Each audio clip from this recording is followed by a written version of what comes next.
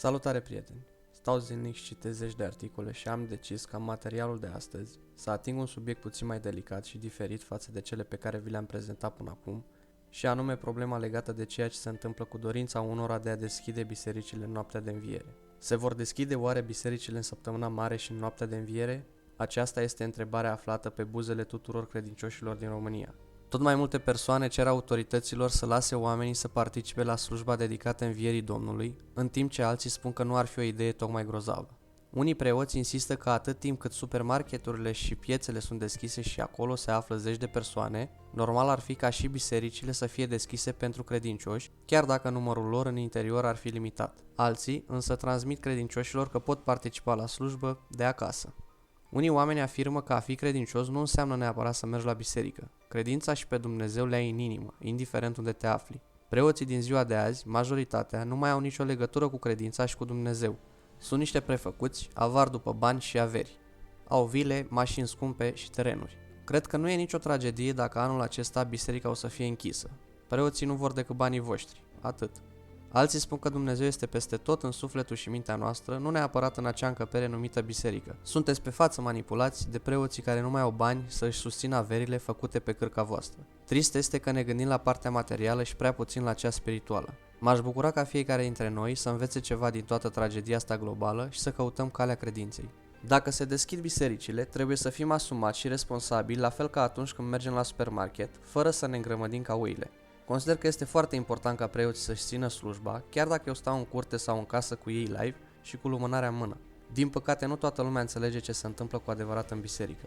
Părerile oamenilor sunt împărțite, de aceea fiecare dintre noi avem libertatea de a decide ce să credem și ce nu. Ce mai înseamnă religia de astăzi? După secole de intoleranță, prigonire, inchiziție, războaie, lagăre de gazare și indoctrinare, ce valoare mai are credința când obiectivul este manipularea la nivel global? Există vreo legătură între credință și religie? Mai merită să crezi când credința văzută și ca o slăbiciune poate fi folosită împotriva celor care cred? Pe de altă parte, ce ar fi viața dacă nu ai crede?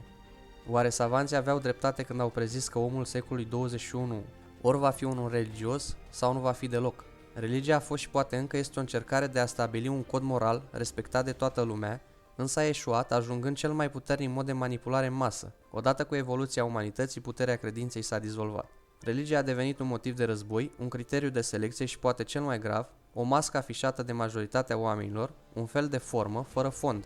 Deși lumea a evoluat, religia încă naște controverse, iar una dintre marile greșeli ale societății moderne este îmbinarea conceptelor de credință, religie și biserică. Pentru unii, religia a fost și este cea mai reușită unealtă folosită pentru a manipula masele la nivel global. Un instrument izvorât din teama oamenilor, folosit pentru stăpânirea meselor de către cei care au știut să-i mânuiască sforile. Astfel, religia este definită ca o modalitate foarte simplă de a îndoctrina și a controla populația. Toate se fac în numele unei interpretări greșite a vreunei religii. Are totuși și aspecte pozitive religia.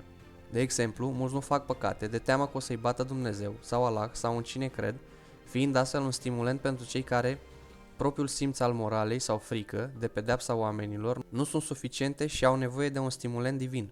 Pe de altă parte, religia este percepută și ca un element de echilibru, un punct de sprijin, o speranță, un mod de viață. Omul simplu simte nevoia de a ști pe cineva superior, care are grijă de el, pentru a se simți protejat. Religia este o bucată a vieții, nici mai bună, nici mai rea decât celelalte, importantă pentru echilibru. Teoretic, religia este sistemul de credințe și practici ce unește în aceeași comunitate spirituală și morală pe toți cei care aderă la acest sistem. Credința este convingerea despre existența lui Dumnezeu, iar biserica instituția creștinismului în ansamblu. În mod normal, cele trei concepte ar trebui să fie independente, însă astăzi credința nu mai are de-a face cu religia și nici cu biserica. Potrivit unora, preoții sunt cei care teoretic pun în practică ce scrie în textele sfinte.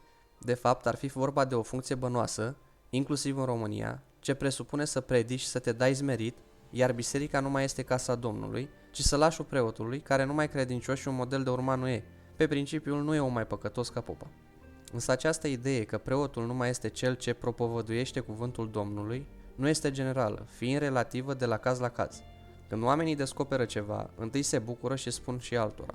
E etapa de expansiune, etapa misionară a unei religii. Când ajung să creadă și alții același lucru, încep să dezbată. E etapa de constituire a dogmei, doctrinei și teologiei.